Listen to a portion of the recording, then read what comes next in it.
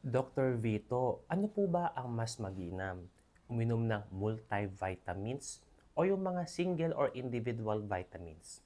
Atin munang sagutin yan based on pros and cons. Number one, sa multivitamins, pwede mo kasing ma-meet yung mga basic requirements po na sustansya or nutrients.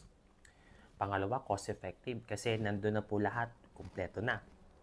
Pangatlo kapatid is safe naman po ito if na-reach nyo naman yung mga recommended limits po na base doon sa inyong vitamins. And number 3 or 4 is pwede tayo makapili ng mga formulations based sa ating age, sex, and pregnancy status. At pinaka-importante is mas nutrient synergy siya i-compare sa mga single or individual vitamins. Ano naman yung mga possible na disadvantage? Kaso kasi pag multivitamins, hindi mo na makikita yung mga personal na choice mo pagdating sa nutrients. Or even yung doctors po natin ay hindi makakakuha ng target po na specific requirements kung may specific target po kayo na vitamins or supplements. Number 2 is possible magkaroon ng excess kasi marami kasing vitamins yan. And number 3 is hindi po enough yung mga certain nutrients dahil yung iba kulang. So mapapansin nyo, iba't iba po kasi ang formulation ng vitamins. Paano naman po yung mga individual vitamins? Ibig sabihin yung mga single na gamot. Example, vitamin C, vitamin E. Okay, example lang yun ha. Ang pros ito is pwede siyang ma-tailored based sa specific needs ng isang pasyente. Ano lamang yung kakulangan at kailangan. At number 2, pros po niya is safe po ito kung hindi naman po lalampas sa recommended limits po. Ibig sabihin sa dosage and mga kinakailangan po na sustansya. At ano naman yung disadvantage po kapatid?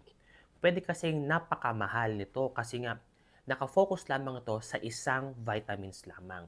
So kadalasan mas lumalamang pa ang ibang presyo. Depende pa kung generic or branded po yan. Okay? So possible din po magkaroon ng toxicity kung excess po at hindi naman kayo nagpakonsulta sa ating mga doktor. So ang tanong is, ano po ba yung pinaka-the best? Kung titignan nyo talaga, practically wise, multivitamins kasi po kompleto.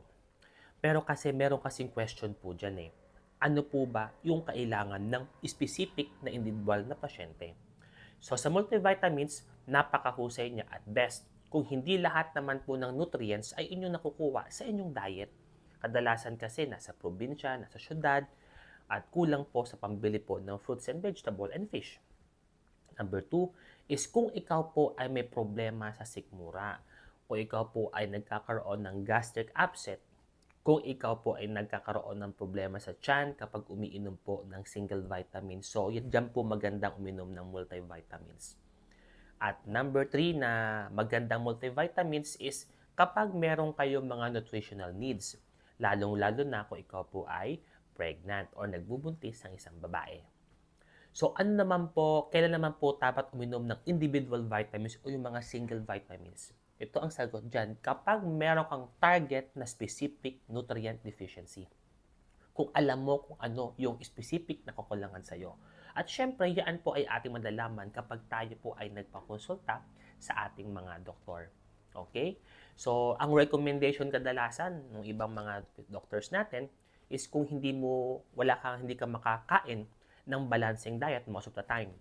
Okay? So, at least kailangan yung maging open po sa amin kung ano po yung mga problema po ninyo ha. So, ano naman yung benefits ng multivitamins? Maaaring makatulong para ma-reduce ang cancer risk. Number 2 is matulungan po tayo para mabawasan ang chance magkaroon ng risk age o related cataracts po. Number 3 is ma-protect po tayo against hip fractures sa mga pasyenteng may osteoporosis. At sunod is makatulong po ito para matulungan po ang ating magpababa ng ating blood pressure kung ikaw ay may mga chronic heart disease. At ito po ay makakatulong po sa atin para sa ating buong sistema at makakatipid po tayo dahil nandun na po lahat. So, kailangan nyo po kasing tanungin muna ang inyong sarili kung ano po yung best, kung ano po yung kailangan ninyo. At nang sa ganon, dun po kami makakapag-recommend ng tamang vitamins kung multivitamins or single vitamins ang dapat ibigay sa inyo. Ito po si Dr. Vito, ang inyong Mindoreñong manggagamot.